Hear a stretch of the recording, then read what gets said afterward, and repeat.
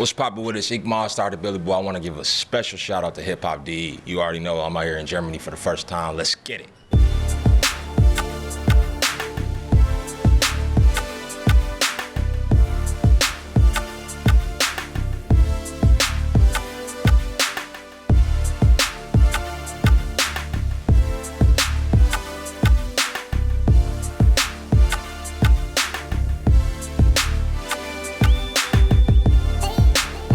From Los Angeles, you know, I live out in Los Angeles, but I'm originally from Las Vegas, Nevada. That's InkMonstarr, the Billy Boy. I'm an upcoming artist, one of the hottest new upcoming artists from the West Coast, you know, about to take over the whole world internationally. You know, everybody on the lookout, everybody that's watching, it's about to be crazy. Hop on the movement now, you know?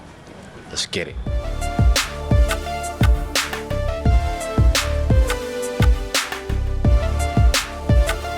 Man.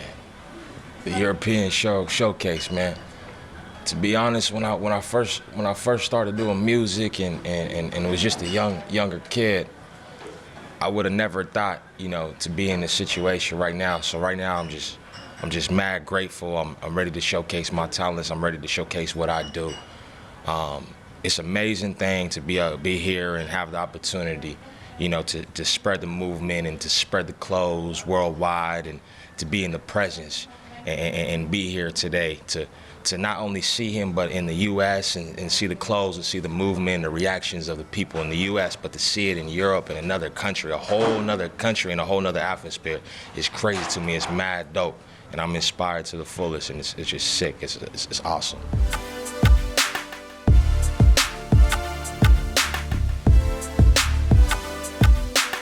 Such a huge impact to the industry, you know, not just clothes, but to the music industry and the people that he's worked with and the people that he's been in the presence with and had the opportunities to help. You know, it's an amazing thing and it's so dope and for me to be another person and a part of a person's life that's so powerful and that's inspired people worldwide. It's amazing. It's a great thing. And I love it, and all the people that are watching, you know, that aren't familiar with Karl Kani. Karl Kani is one of the first people, you know, to actually start off with crazy dope clothes that are in the urban world. Just me, just in general, just rocking beanies or whatever it is. If I'm at shows or if I'm just kicking it and just chilling with the homies or whatever, some people will be like, "Hey, I seen that. You know, back in the day, my mama used to wear that. Or back in the day, I got those jeans or those jackets. Or tell Carl, you know, holla at him, let me get a T-shirt or something. You know, so it's sick. It's just dope, you know. Him being one of the first and him inspiring everybody. It's a great thing, man. One of the greatest, you feel me?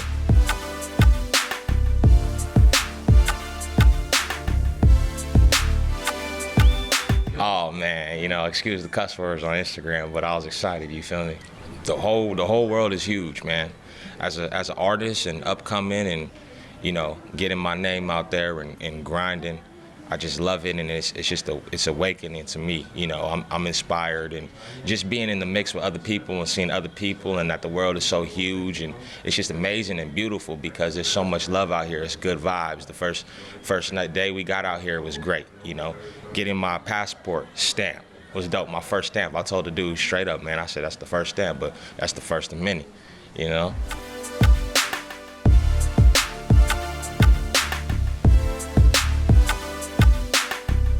I would say, like, people say being young is a benefit. Me being 21, I don't really look at it as 21. I just, you know, ever since I was younger, you know, 14, I've already been on a mature level, you know, being grown. So just me being who I am, I'm gonna be mature, I'm gonna do things, grown man status, you know, grown man business. That's just what I'm gonna do. So me being 21, it isn't like, you know, younger, you said it, you know, everything I do, I put in full effort. I do it as if I was, you know, 34 or something, you know.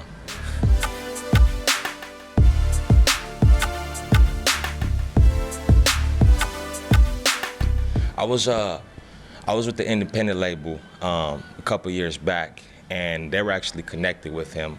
So what they did, they wanted to set up the record for me. They wanted to set up like some rap rock or something to go with my style and my movement that I had going on the time. So it was just connections that they had, and they connected it together. And I did what I had to do. I did my thing on the track, and when it released, it started going viral. And it's dope that people hear it out here. Like the other day, we had the Snipes family party, and a couple people came up to me and asked me for some pictures, and they were like, "Yo, I love your record louder." And I was like, "Shh."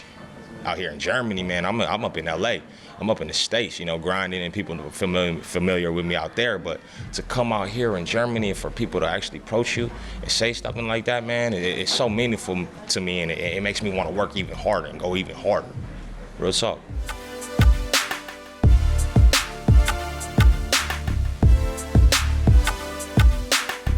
It's just another situation where I never thought I would be in, you know, just rapping and freestyling. Back in the day, I was rapping and freestyling in locker rooms and getting it popping, turning it up, you know what I'm saying? But with the Nipsey Hussle situation, it was mutual friends, and I was in Las Vegas at the time, and it was a mutual friend with him, and he was actually booking Nipsey. And he actually connected to Nipsey and hollered at him and said he had an artist, you know, InkMonstarr, and, you know, he has things going on the internet that's going up, and he's actually talented. So Nipsey told him to, you know, it's cool that we can go holler at him and come to Los Angeles. And I was in Las Vegas. I was living in Las Vegas at the time. So what we did was we instantly was like, okay, this is an opportunity. You know, this is a once-in-a-lifetime opportunity. Let's go. So we hopped in the car, went straight to Los Angeles, hit the studio downtown. He had one of his boys come down, and they were like, Nipsey's tired. So we drove all that way, and he's like, Nipsey's tired. You know, can you come back tomorrow? So we're looking at him, we're like, all right, that's straight, you know, respect. So the next day we came, and it was like the afternoon, and Nip was like, come upstairs. So we come upstairs, and right when we get upstairs, I hear one of the beats that we sent him playing, and I can hear his voice already recorded on it. So in my head and in his head, we look at each other with our eyes all open, like, uh-oh, this is crazy. He hopped on it. So he comes out the studio, looks up to me, you know, he stares me in my eyes and just comes up real hard and just gives me like a crucial handshake of just all love. And then we were talking about it, and I told him what I want to do with the record, and I told him that I was serious, and that I'm thankful, and that I'm ready to rock and take this music to another level. So what I did was go back to Vegas with this verse on it, and I went back to Vegas, recorded my 2 verses, and then instantly we talked about a visual, and we got the visual done like a month or two later, dropped it on the internet, started going up. You know, Karl Kani sponsored on World Star Hip Hop, went up to 160,000 views like that, and it started going crazy. Got it on Vivo, and it's been a dope record. And also the song that Nicki Minaj remixed, it's Boss Ass Chick. I'm not sure if you guys are familiar. I'm pretty sure that y'all watching is familiar, though. It's viral. They just recently remixed it. So the remix is on the way soon. So Bang Yo Sir remix on the way. Right.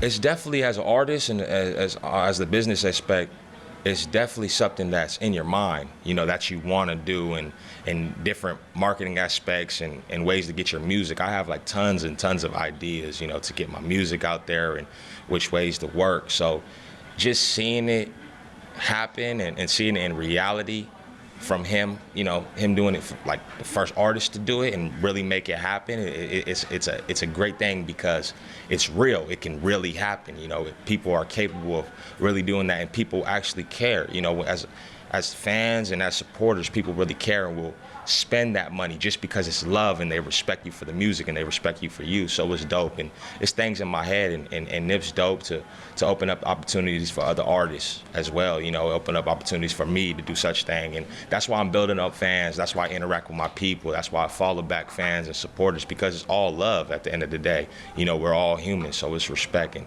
that's something I definitely want to do with my music as well.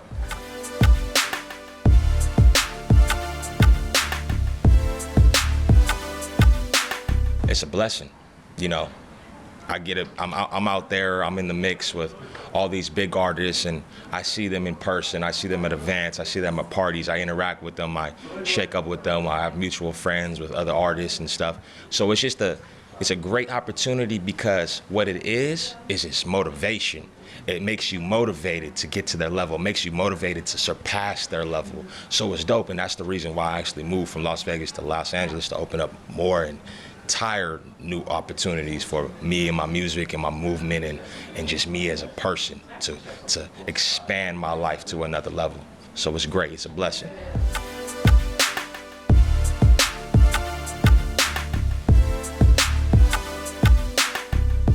Being light-skinned and tatted, I mean, it's gonna happen, you know. So I've already been dealing with this since I would say 8th grade. You know, I used to be the chubby kid. So I remember at the end of my 8th grade year, before school was over, I was getting made fun of from like 5th grade to 7th grade heavy for my weight.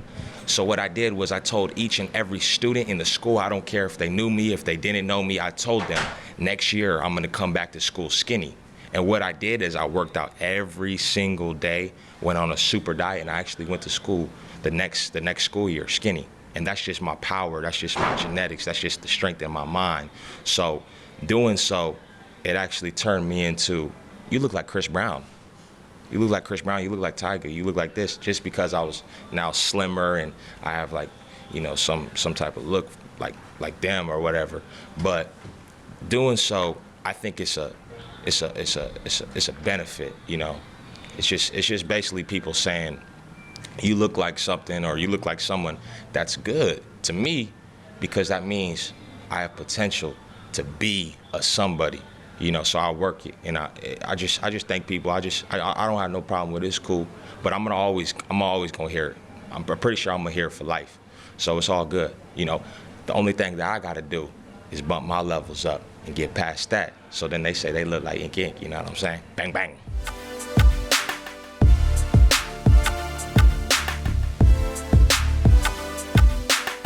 Oh, that's senior year in high school, Western High School, Las Vegas. That was my. That's when I first moved to Las Vegas, and my dad went to that school, and you know, my grandfather always lived in Las Vegas, and my uncles lived in Las Vegas. So they went to Western High School, and they went to Vegas High School. So me being at that high school was dope, because everybody knew him, and you know, he used to be, you know, they in the newspapers they called him Eric the Great, because he was a great, phenomenal basketball player. So it was just great to play there and be in the mix. And yeah, that was my senior year pictures, and I had the little tux, the fake tux, you know, with the curly hair and no tats. So I had a little tats on my arms and hands, but that was the beginning. That was definitely the beginning.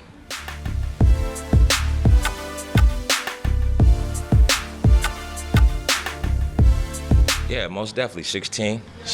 I remember I got my mother's name. I was actually gonna get my grandma. So in 2009, my grandmother passed, and I wanted to do something to show my love and have something in a way that I could show my love at all times and not only have to say something. So I actually talked to my grandfather about it, and my grandpa and my grandma, they're not into tattoos, and they actually said no. So my backup plan, because I still had that pain in me and I still had that emotion in me to really, you know, take it out some way, not on drugs or alcohol or hurting someone or doing any of that. So what I wanted to do was actually get a tattoo. So my backup plan was to show my love to somebody that I really care about and really love, and that's forever and ever. And that was my mom. So what I did was go to a tattoo artist, and I got my mom's name in 3 stars. And I had a sister that passed away, and her name was Yelawolf, so I wanted to go back, and I actually went the following week, and I got my other hand with 3 stars. So them 3 stars on the left and them 3 stars on the right, they actually represent my brothers and my sister and just our whole family and our whole unit.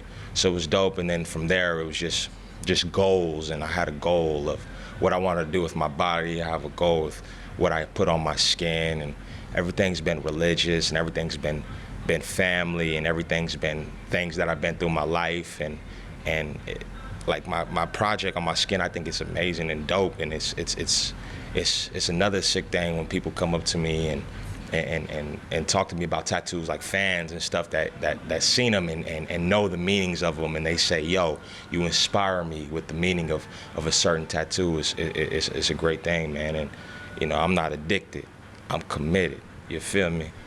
I don't even keep track.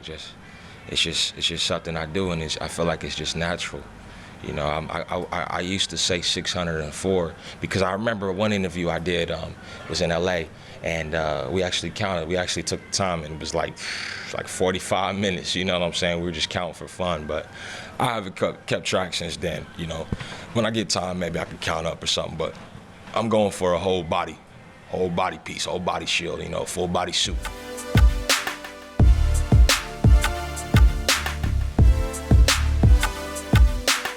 I wouldn't say blessed, I would say lucky, because I have a tattoo artist in Las Vegas. His name's Omaha Mike. And when I wanted to make the decision,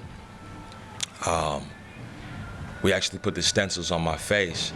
Now at the time, I was looking into the future, but I wasn't looking into the future of my career, of music and what I want to do. I was just looking in the future of my life and how I'm gonna look. So it was like a few months back, and I was actually looking in the mirror at the placements of what he did to my face, and he's such a talented artist, and I have faith in him as well because he's tattooing my face, and you know, of course I have faith in myself, and I know what I want to do with my life, and I'm me.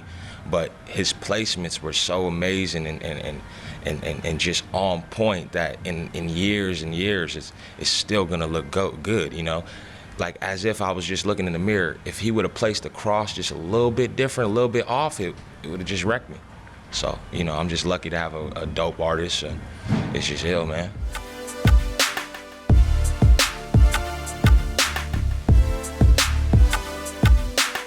In Ink we trust. Where's that coming out?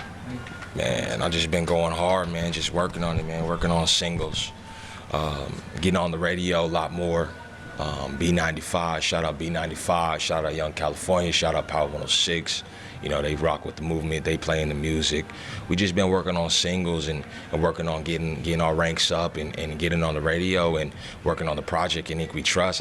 You know, all the supporters that's showing mad love, and all the people that's watching my videos, that's on my Instagram, Facebook, Twitter, that's searching me up, that's spreading my pictures is an amazing thing. And in Ink we trust is the project, and the people that know about it is coming soon, and the people that don't know about it, it's about to be crazy. Come rock with the movement now. It ain't too late. You know what I'm saying? It's real. In Ink we trust. It's gonna be mad dope, fam. Yeah.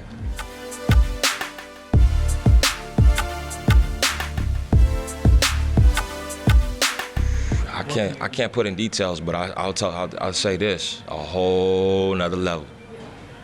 Tell you that, whole nother level, most definitely. Yes, sir.